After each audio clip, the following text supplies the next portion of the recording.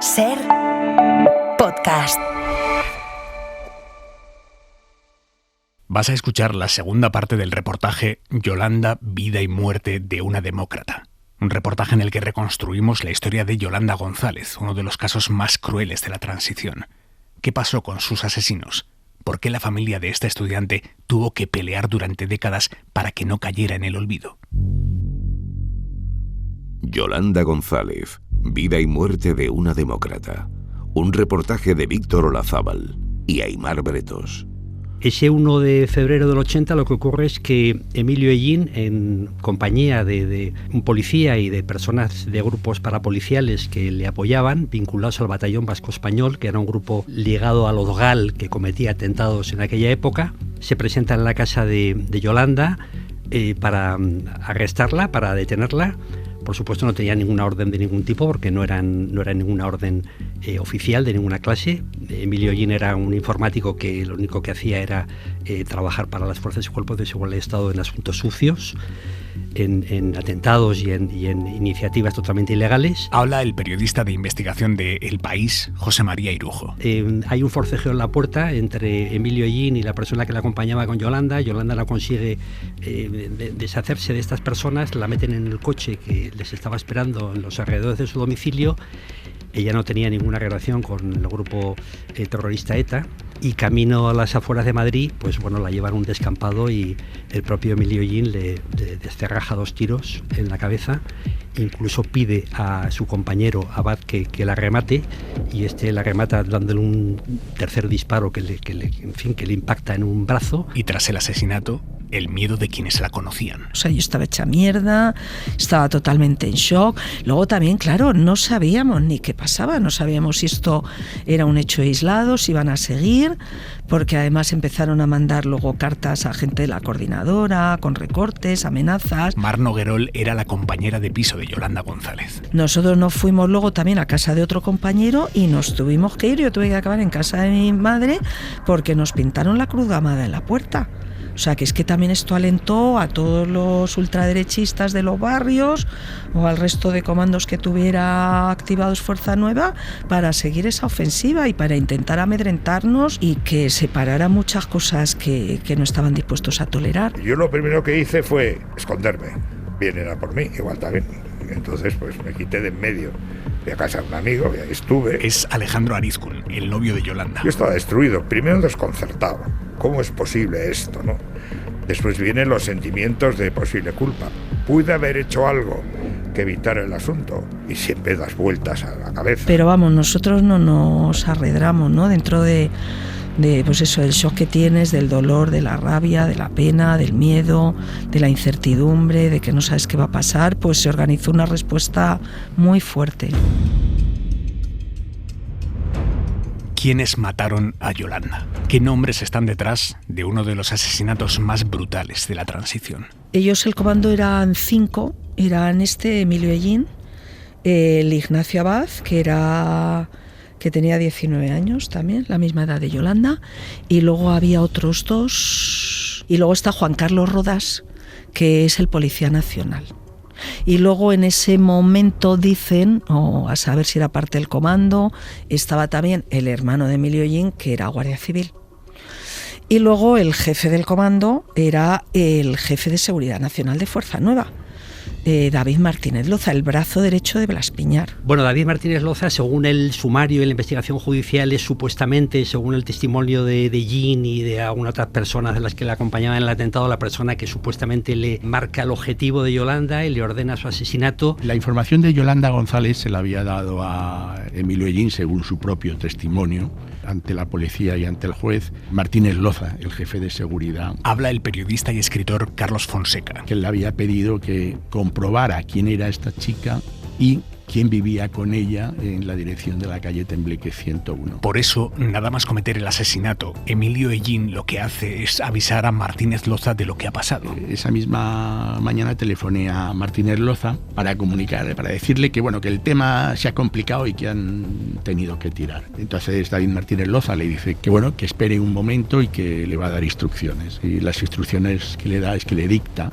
un comunicado en el que él El atentado lo reivindica el Batallón Vasco Español. El atentado lo reivindica el Batallón Vasco Español, que era un grupo parapolicial similar a los GAL, probablemente dirigido por personas similares en distintas épocas, que lo que hacían era atentar contra terroristas de ETA, que realmente eran terroristas de ETA de verdad, o colaborar con grupos parapoliciales para intentar parar la democracia en España. Hay un comunicado que recuerdo que viene a decir que le hemos dado un paseo a Yolanda por la España libre y única, o algo parecido. Y este grupo lo que hace es intentar, según dice, vengar la muerte de 5 o 6 guardias civiles y militares que habían sido asesinados por ETA en aquellas fechas. Esta gente estaba totalmente ligada a los aparatos del Estado. O sea, Emilio Hellín siempre ha sido una persona de las cloacas de las fuerzas de seguridad, de los trabajos sucios de las fuerzas de seguridad. Emilio Hellín está convencido de que la estrategia de atribuir el atentado al Batallón Vasco Español es suficiente y de hecho pues así se lo traslada, por ejemplo, a una de las personas que han hecho labores de vigilancia, que es Juan Carlos Rodas Crespo, ¿no?, que va a pedirles explicaciones y le dice: oye, al haber visto en el periódico que ha aparecido el cadáver de una chica, él interpreta que es en el domicilio donde ellos han estado vigilando, ¿no? Entonces Emilio Hellín le habla con suficiencia y le dice que no tiene de qué preocuparse, que no va a pasar nada. Y a partir de ahí ya se produce la fuga de Hellín, su fuga y su reclusión en el piso de un policía en Vitoria, que lo mantiene oculto durante unos días. Tenemos la circunstancia de que este Juan Carlos Rodas, el policía nacional, se arrepiente, como si dijéramos, o se asusta de lo que han hecho. Entonces piensa que puede tener consecuencias o que se acabe sabiendo y lo denuncia. Y este hombre cuenta esa reunión, obviamente hace un relato en el que él pretende quedar exonerado de cualquier responsabilidad. Entonces, ahí es esta declaración la que da pie a las primeras detenciones, ¿no? A Emilio Hellín se le detiene el día 7 de febrero después de que regrese de un viaje a Vitoria, un misterioso viaje que él hace acompañado de otra persona que nunca se identificó en el sumario. Bueno, el caso es que el día 7 se le detiene. Curiosamente, su primera declaración en las dependencias policiales tiene fecha del 10 de febrero, ese día, 3 días después. ¿Qué ocurre en esos 3 días? No lo sabemos. Es obvio por cómo está redactada la diligencia del interrogatorio, que obviamente en esos 3 días hablan con él, le piden información, pero el caso es que no se recoge en una declaración como tal hasta el día 10. Entonces, en esa declaración, Emilio reconoce los hechos e implica a David Martínez Loza. Dice que las instrucciones para secuestrar a Yolanda se las había dado este hombre. Al día siguiente de la detención de Emilio, es decir, el 8 de febrero, se detiene en su domicilio a Ignacio Abad. Los otros dos, el Prieto y el Ajero, me parece que se van, que están una temporada desaparecidos, y David Martínez Loza también. Se largan cuando empiezan a detener a los otros, pero luego les acaban deteniendo. Con las primeras detenciones, la investigación del caso avanza. La instrucción pasa de un juzgado de instrucción de la Plaza de Castilla a la Audiencia Nacional y se hace cargo de ella el titular del Juzgado Central de Instrucción número 1, que es Ricardo Barón Cobos, un juez de reconocidas tendencias ultraderechistas que había sustituido en el juzgado a otro magistrado de la misma tendencia, que era Rafael Gómez Chaparro. Nosotros tuvimos desde el principio, contamos con el apoyo de 2 abogados extraordinarios. José María Moedano fue al que le pedimos el partido que asumiera la defensa por parte del partido, del PST. Y luego la familia se ofreció Mariano Benítez de Lugo, José Mariano Benítez de Lugo, que es un abogado excelente, extraordinario, una persona extraordinaria que todavía hoy día sigue muy activo defendiendo causas justas. Habla José Mariano Benítez de Lugo. A través de un amigo que era del mismo partido político que ella, me pidió que si yo me atrevía a atacar a los de Fuerza Nueva, que verosímilmente eran los que habían asesinado a Yolanda. Di mi conformidad y inmediatamente se puso en contacto conmigo la familia. Aquí hay una situación que sociológicamente es muy interesante. Había 2 asesinos, Emilio Hellín y Ignacio Abad. Emilio Hellín era un peón del aparato represor y asesino de Fuerza Nueva. Y Ignacio no lo era, Ignacio Abad no lo era de buena familia, entre comillas, ¿no? Iba de niño bien para hacer el mal. La prueba está en que cuando se inicia el proceso, a Emilio Hellín le cuesta trabajo encontrar abogado, y tengo una anécdota muy curiosa, pues es que me mandó un telegrama pidiendo que yo fuera a verle y que le proporcionara un abogado, a mí, que era su acusador, y en cambio el otro, asesino, Ignacio Abad, sí tenía un ilustre compañero que era, por cierto, yerno de Blas Piñar. Y entonces aquí pues ya empieza una enorme batalla jurídica por parte de la familia para intentar pues conocer de verdad qué ha pasado. Ellos intentan que una investigación que se centre exclusivamente en los autores materiales y en los colaboradores, intentan ampliarla porque sospechan que detrás pues puede haber algunas implicaciones policiales. Emilio Hellín pertenecía a Fuerza Nueva. La mayoría de militantes de Fuerza Nueva tenían unas conexiones directísimas con las fuerzas y cuerpos de seguridad del Estado, con determinadas partes de esos cuerpos y fuerzas de seguridad del Estado que estaban en contra de la llegada de la democracia a España. Y en el caso de Emilio Hellín y en el caso de otros miembros de Fuerza Nueva que participaron también en tremendos atentados mortales en aquellos años, hablamos del 75 al 80, todos ellos tenían unas conexiones directísimas con miembros de la Guardia Civil y de la Policía, y también, sobre todo, con la judicatura, con jueces de la ultraderecha que apoyaban a estas personas cuando eran detenidas y les daban permisos penitenciarios para facilitar su fuga. A mí me amenazaron varias veces por llevar esa acusación. Llamaban a mi casa, mi mujer cogía el teléfono. ¿Es usted la mujer del abogado Benítez Lugo? Pues sí, pues mire, ta. Y le hacían como si fuera una ametralladora. Durante el procedimiento todos son trabas para esclarecer la verdad. Vamos, el juez califica los hechos no de asesinato sino de homicidio. ¿Por qué? Pues porque hace una interpretación según la cual los disparos no fueron premeditados, sino que fueron de una manera inconsciente al percatarse de que Yolanda intentaba huir, sin tener en cuenta que la propia autopsia del cadáver corroboraba que los dos primeros disparos a la cabeza habían sido efectuados a menos de 1 metro de distancia, es decir, prácticamente a quemarropa. Toda la instrucción fueron una carrera de obstáculos y desde luego para él el tema era un tema menor y solo nuestra acusación es la que orientó a que luego la audiencia lo considerara como un auténtico asesinato. La investigación sobre las armas es una de las principales disputas. Yo pedí el registro de la sede de Fuerza Nueva y lo rechazó. Y hubiera sido muy elocuente porque teníamos la convicción de que tenían allí armas. Cuando localizan las armas utilizadas en el asesinato, las dos tienen borradas el número de serie, pero se consigue restaurar el número de una de las armas. Es una pistola Star que utilizaban habitualmente o bien el ejército o los cuerpos y fuerzas de seguridad del Estado. A pesar de que se reconstruye, el juez siempre se negó a identificar al último poseedor de ese arma. Nunca pretendió indagar en el origen del arma. Ellos eran un comando de Fuerza Nueva y era un grupo armado que tenían, entonces tenía un montón de armas que no le siguió la pista al juez, ahí se quedó. Tenían otro arsenal porque tenían 2 locales, tenían una academia que para cuando dan la orden de ir a mirar la academia, todo lo que hay ya no queda nada, o sea, ya ha desaparecido todo lo que había.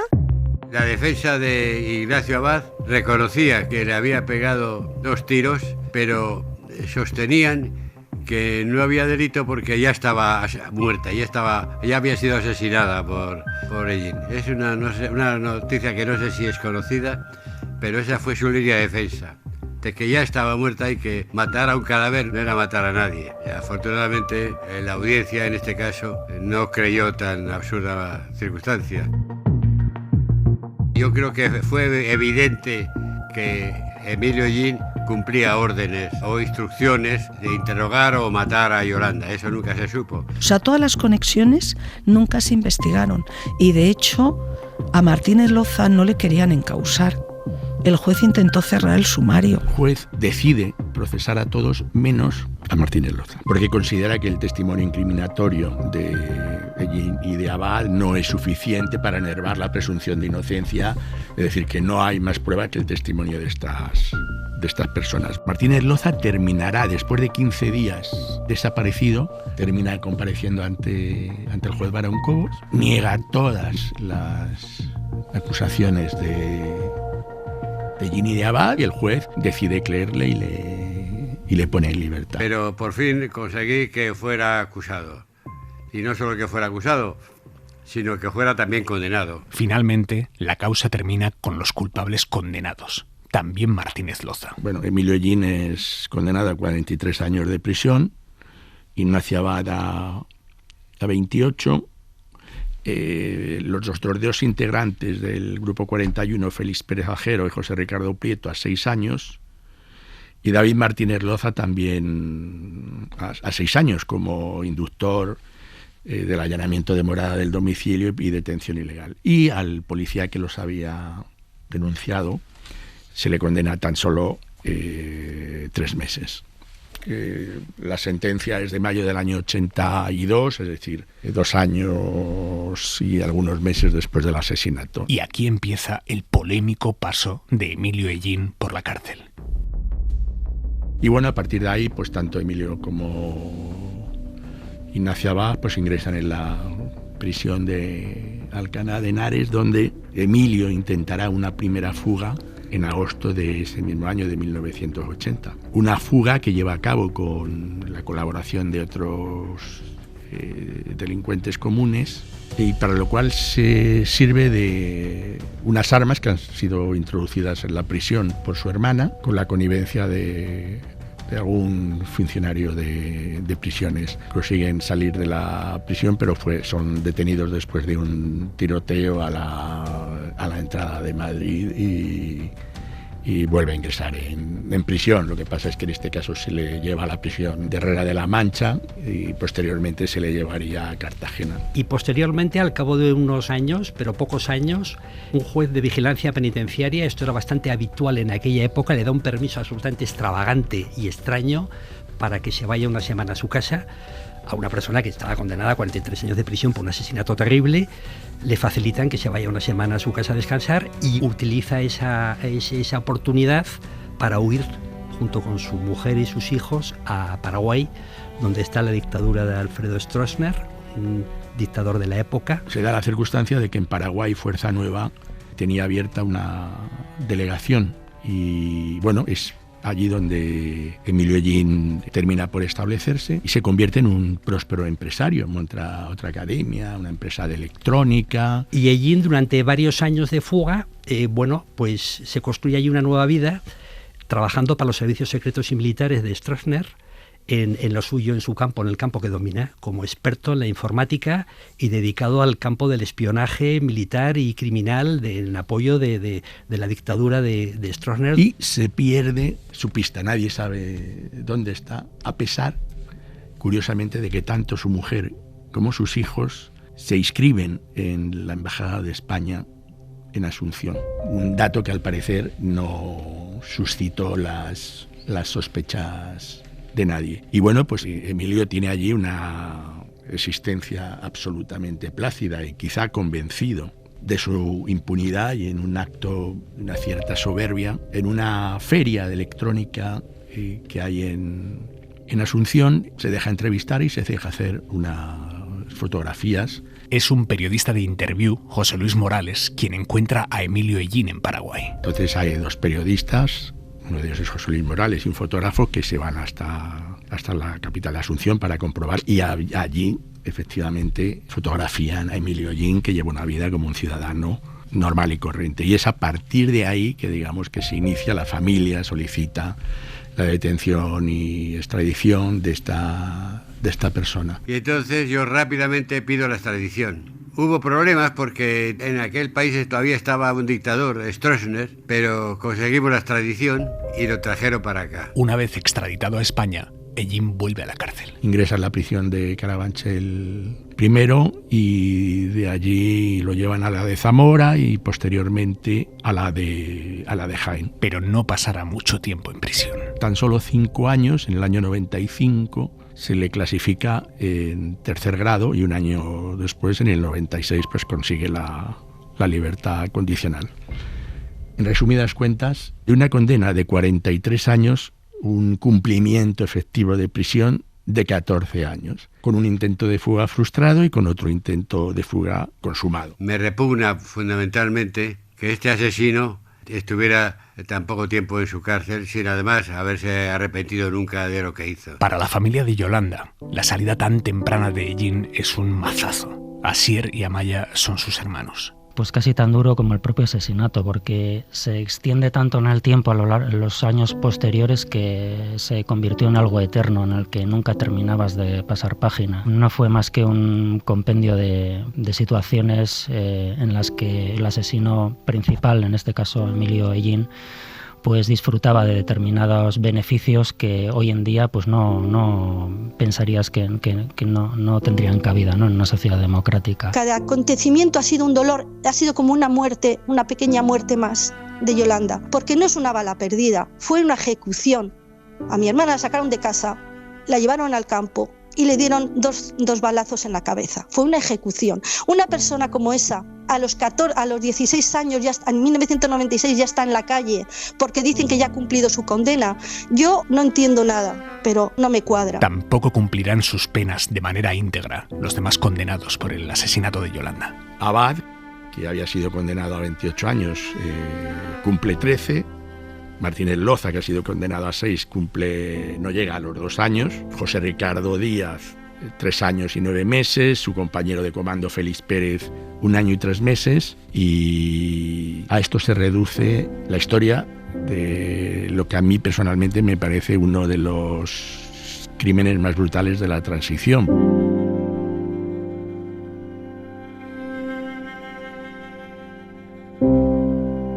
Yolanda González, vida y muerte de una demócrata. Un reportaje de Víctor Olazábal y Aimar Bretos.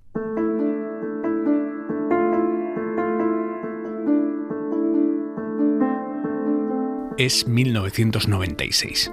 Emilio Ellín está fuera de prisión. Cuando Ellín sale de la cárcel, sale publicado en los periódicos que ha cumplido, que queda en libertad, y a partir de ese momento todo el mundo se olvida de él y él se construye una nueva vida completamente desconocida para todo el mundo, incluso supuestamente para las fuerzas y cuerpos de seguridad del Estado. Durante esos años, esa nueva vida consiste en que sigue trabajando en el campo en el que es un gran especialista, eso lo reconocen todos, el campo de la informática, y empieza a crear una serie de pequeñas compañías en las que trabaja con su hijo y con algún otro colaborador dedicado a los análisis forenses de temas de criminalística y de terrorismo fundamentalmente. Esa nueva vida de Ellín en realidad es una incógnita. Nadie sabe qué ha sido de él durante más de 15 años, hasta que un periodista se pone a investigar qué ha sido del asesino de Yolanda González.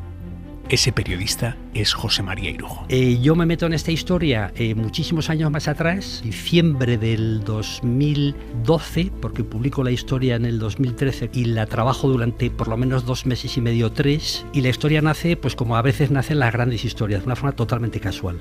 Paseando una noche mi perro, mi pequeño schnauzer, por una zona céntrica de Madrid, me encuentro con una fuente habitual mía, con la que yo tenía trato desde hacía muchísimos años. Y hablando de lo divino y de lo humano en la calle, con el perro paseando, me cuenta, deberías investigar a un tipo raro que anda por la Audiencia Nacional de perito forense que se llama Luis Enrique Ellín. Yo me quedé con el nombre y apellido del personaje, este hombre no dijo nada más. Empiezo a investigar, empiezo a googlear, localizo a un tal Luis Enrique Ellín que ha creado 2 o 3 pequeñas compañías y voy a visitarlas. La primera, que era en un barrio céntrico de Madrid, hay un pequeño negocio estos de uñas de señora, de una familia de chinos. Me dicen que estuvo allí esa empresa, pero que ya no existe, que se marchó. En la segunda también no encuentro nada, un pequeño ultramarino de un emigrante pakistaní.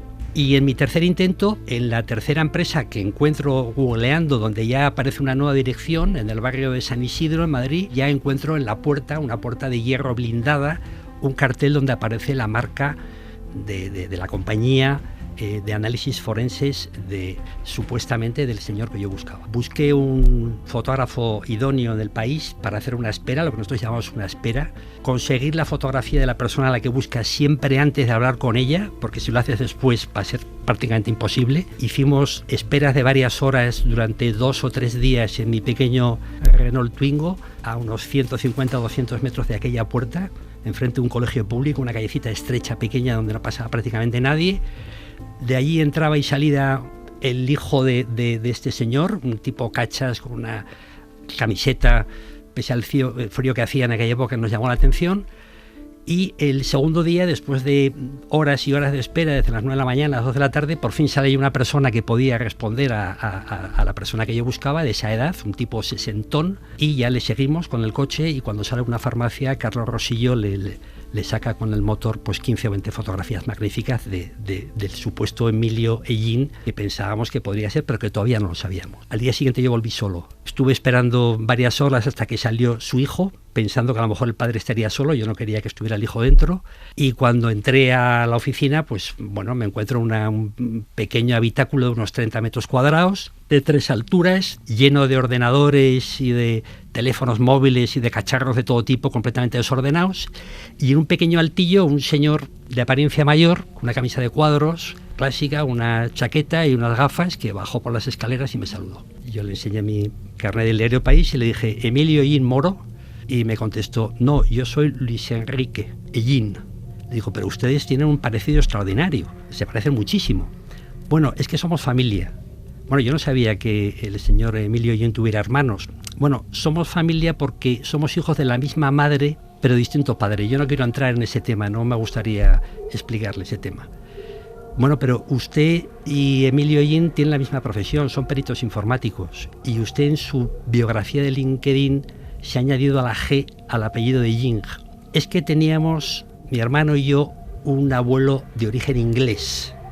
Mi siguiente pregunta fue: por favor, enséñeme su carnet de identidad para acreditarme que no es usted Emilio Hellín, y la respuesta de él, ya muy malhumorado, fue: la conversación ha terminado.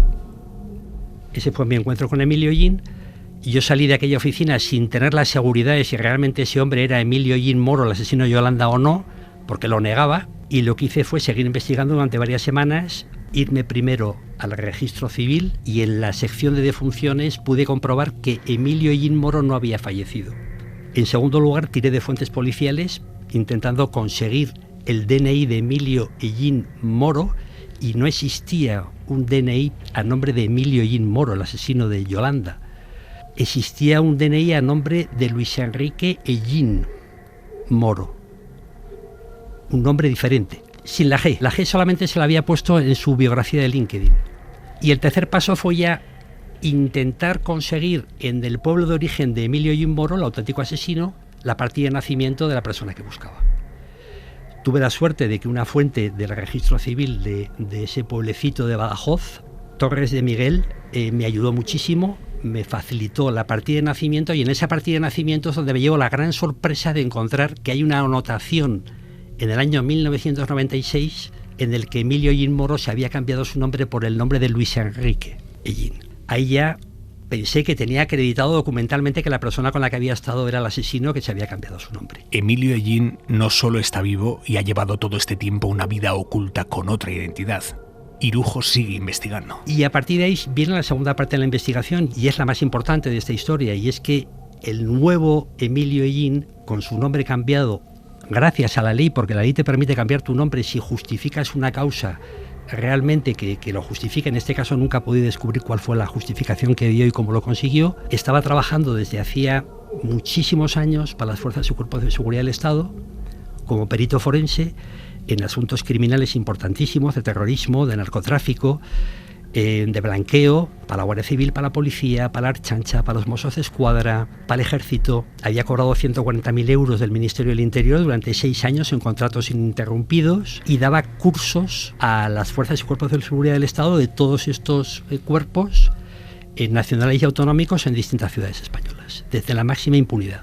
Claro, el asunto era especialmente grave no porque este hombre hubiera vuelto a su trabajo, tenía todo el derecho a reiniciar su vida y trabajar en lo que pudiera, ¿no? Sino porque estaba trabajando y cobrando, por lo menos del Ministerio del Interior, acreditado 140.000 euros durante 6 años para las fuerzas y cuerpos de seguridad del Estado, cursos pagados con dinero público en distintos estamentos, incluyendo el Ayuntamiento de Madrid, y estaba ahí construyéndose una nueva vida precisamente en el mismo escenario del que él venía. Él veía un escenario criminal y había vuelto en su nueva vida al mismo escenario, el del crimen, el terrorismo, el narcotráfico, el blanqueo, la criminalidad, como un gran experto, que realmente lo es, en la recuperación de datos sensibles de cualquier elemento electrónico, ordenadores, teléfonos móviles, teléfonos espías, escuchas. Vamos, esto es como si te encuentras que un etarra está ahora mismo entrenando a las fuerzas de seguridad del Estado. O sea, un asesino convicto, confeso, que ha asesinado a una mujer de 19 años a sangre fría, o sea, sin despeinarse, que le ha descerrajado 2 tiros en la cabeza, y que esté ahora de experto asesorando a los que nos tienen que proteger. ¿Y qué decía el Ministerio del Interior? Yo, antes de publicar nada, lo primero que hice fue intentar acreditar por qué las fuerzas y cuerpos de seguridad lo habían contratado y si sabían o no quién era. Hablé con responsables de Guardia Civil y de Policía, los principales responsables del Servicio de Criminalística de la Guardia Civil y de la Policía, que me atendieron al teléfono.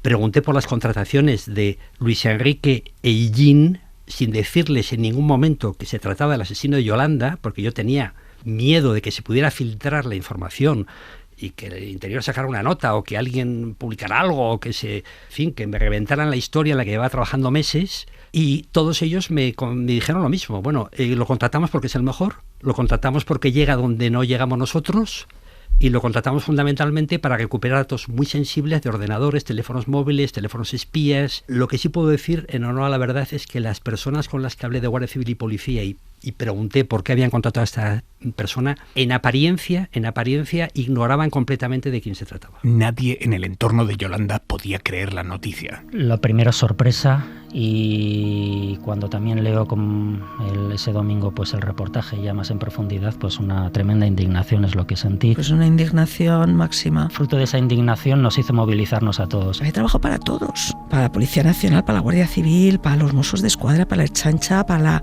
Policía Local de Madrid, o sea, dando cursos con su nombrecito ahí. Nadie sabía que era el asesino de Yolanda. Un individuo que jamás pidió perdón por nada, o sea, jamás se ha arrepentido, jamás ha pedido perdón. Entonces lo que ha hecho es blanquear su vida y seguir haciendo negocio. Es una vergüenza, un escándalo y todo, pero para mí va en la dinámica de todo lo que ha pasado precedentemente. Es decir, no te lo puedes imaginar, pero una vez que dices, ¿es posible esto? Pues bueno, al final digo, bueno, también pasó aquello y aquello y aquello y aquello. ¿Hasta dónde me sorprende? Es inconcebible, por supuesto, es inconcebible. Lo que nos indigna es que al ver que ha trabajado pagado por el Ministerio de Interior para dar formación a fuerzas y cuerpos de seguridad del Estado, bueno, pues lo que piensas es que realmente es un pago de favores, ¿no? de su silencio. Ese luego conectarse también, pues también sugiere mucho esas conexiones que ha tenido siempre a las cloacas del Estado, ¿no? A todos los sectores ahí bien enquistados del franquismo que se quedaron siempre en determinados aparatos y en la judicatura. Los compañeros de aquella época de Yolanda habían conseguido que el Ministerio de Interior nos recibiese para pedir explicaciones. También habían conseguido los compañeros en Madrid que a nivel político en el Parlamento se realizase una proposición no de ley, se aprobase una proposición no de ley en el que se pedían explicaciones de lo ocurrido. Y la reacción de Interior ante las preguntas parlamentarias de distintos grupos fue decir que iban a investigar.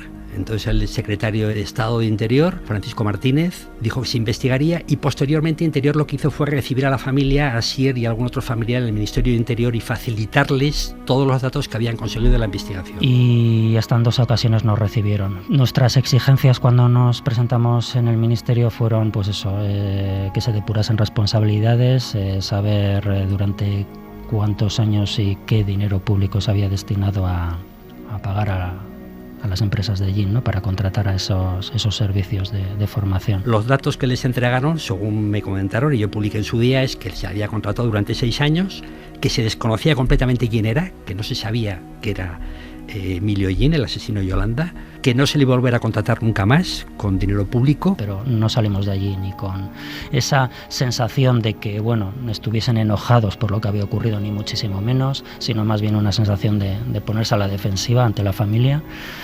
Y tampoco salimos de allí con ninguna promesa de que iban a poner los medios para que algo así no volviese a ocurrir. Así que un poco defraudados una vez más. Hoy la familia dice que no saben si Hellín ha vuelto a ser contratado por un organismo público. No tengo constancia.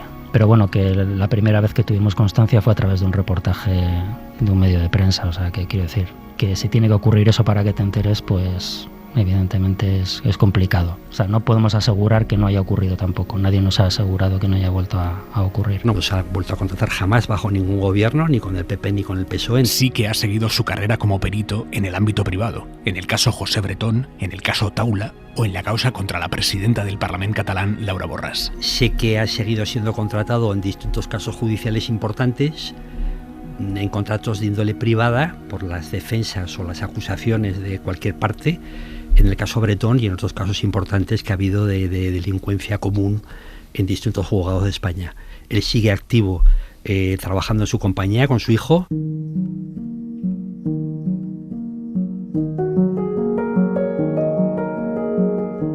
El asesinato de Yolanda González no fue uno más en la historia de España. Impactó muchísimo a toda una generación, a toda mi generación la impactó muchísimo, y a toda la generación que en ese momento estaba estudiando la impactó muchísimo y nunca se le ha olvidado. Entonces hay muchísima gente que la recuerda. Me impresionó mucho y siempre tuve en la cabeza este asesinato que reunía una especial crueldad, ¿no? Porque no era pues como se veía en aquellas fechas, que había estudiantes que morían en manifestaciones por disparos de la policía o directamente por disparos de la extrema derecha. No, en este caso era un paseo, es decir, lo que durante la guerra civil pues se llevaba a cabo. Entonces me retrotraía a esa etapa negra de nuestra historia que fue la guerra civil, ¿no? Aquello fue un peldaño más hacia el precipicio en el que la extrema derecha de este país operaba sin resignarse a que los tiempos habían cambiado con la Constitución. Es que esto desenmascaró claramente a Fuerza Nueva. Es que Fuerza Nueva era un partido parlamentario. O sea, como pueda ser ahora mismo Vox, o sea, era extrema derecha en el Parlamento. Y luego tenía sus comandos, sus grupos armados y sus acciones violentas. Y a lo mejor mucha gente joven que hoy está cayendo en brazos de la ultraderecha debía de repasar y de conocer un poquito nuestra historia inmediata y saber lo que ha hecho la ultraderecha en este país durante muchos años. Fuerza Nueva no llegó a pagar como partido por este asesinato. Todavía hoy queda una pregunta que nunca se resolvió. Lo que ha existido siempre la duda es quién facilitó a David Martínez Loza los datos sobre Yolanda González. Es decir, quién puso a Yolanda González en el punto de mira de este grupo terrorista. Hay un dato que a mí me ha llamado poderosamente la atención y que en la investigación judicial y policial de este caso nunca salió. Y es que Yolanda en aquellos años estuvo vinculada como estudiante a una academia de informática. Y no olvidemos que Emilio Hellín tenía una academia de informática, no la misma que esta, pero estaba muy vinculado a la enseñanza de la informática, al mundo de la informática. Pero a mí siempre me ha llamado poderosamente la atención ese vínculo entre el asesino y la víctima. Hay un testimonio de Juan Carlos Rodas que cuando declara y cuenta quiénes han sido quienes han matado a Yolanda, él dice que una de las personas con la que viaja en el coche, José Ricardo Prieto, uno de los integrantes del grupo 41, les comenta que ha sido el director del centro de formación de Vallecas quien les ha dado los datos y les ha facilitado la dirección de Yolanda. ¿Por qué? Pues porque Yolanda era la representante de su centro en la coordinadora que se crea de centros de Madrid para protestar contra el proyecto de ley de centros docentes no universitarios. A eso se le une que su manera de vestir, alguna de las camisetas que llevaba con la Oburu, la Cruz Vasca. Yo estoy convencido que fue el director del centro porque ella se manifestaba y yo creo que ahí funcionó la longa mano de Fuerza Nueva y su relación con el director del centro. Ese testimonio que sale en el sumario yo no le doy demasiada credibilidad.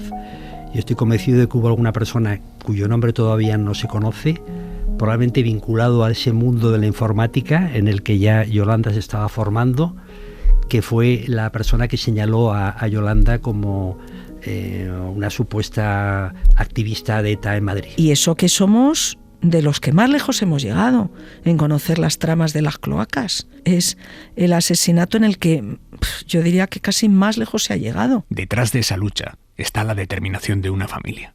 Y en el centro, una madre que nunca abandonó la memoria de su hija. Mi madre, Lidia, fue realmente quien fue el alma mater, ¿no?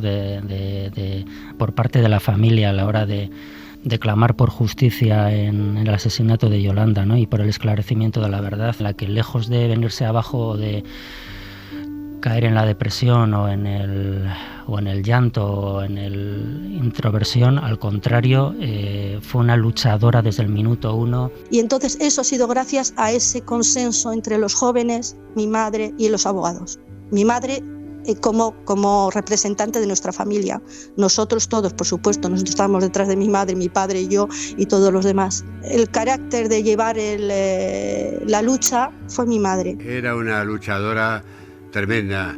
Cuando yo me desfallecía en la sesión del juicio y me preocupaba, ella me animaba.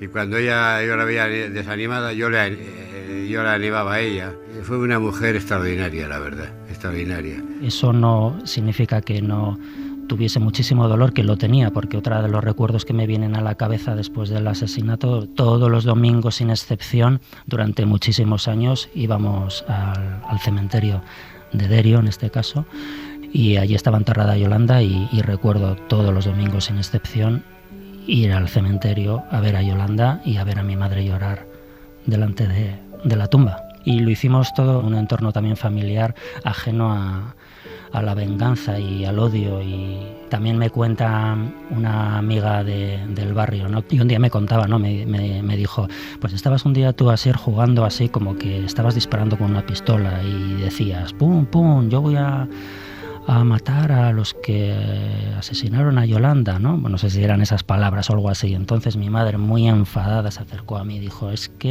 pero ¿cómo se te ocurre decir eso? ¿Qué es lo que quieres? ¿Ser igual que ellos o qué? Es decir, ese es el entorno un poco en el que me criaron, ¿no? Ajeno al odio. Mi madre ha sido la abanderada. Ahora en la actualidad, desde el 2013, fue Asier el que cogió su relevo. De alguna manera, el actuar era luchar por ella, y luchar por ella nos hacía bien. Hoy, Yolanda González es considerada víctima del terrorismo. Se le reconoció como víctima del terrorismo oficialmente por el gobierno español en el año 2000 porque nuestro abogado lo inició de motu propio y luego nos comentó que lo habían aceptado. Año 2000, víctima del terrorismo, 20 años más tarde del asesinato. Y su historia forma parte de la historia de España. Sostengo una teoría según la cual la historia con mayúscula, la historia que aparece en los libros de texto, pues se centra generalmente en las grandes figuras. Y yo sostengo que la historia no se puede explicar sin la suma de pequeñas historias, de personajes anónimos que han sido olvidados por esa historia oficial. Yolanda, de alguna manera, representaba a toda esa multitud de protagonistas anónimos de los que la historia se olvida. A ella la señaló la muerte, el asesinato, y por eso hablamos de ella, pero también es el ejemplo de muchas personas anónimas como ella que han sido las verdaderas constructoras de los cambios que hubo en este país. Y vamos, jamás nos hemos olvidado de Yolanda, para nada.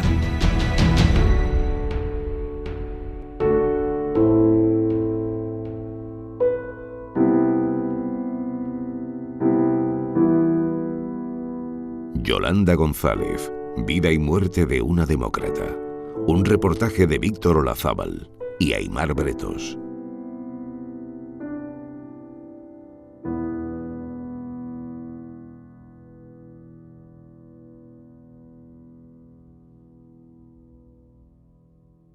Para no perderte ningún episodio, síguenos en la aplicación o la web de la SER, Podium Podcast o tu plataforma de audio favorita.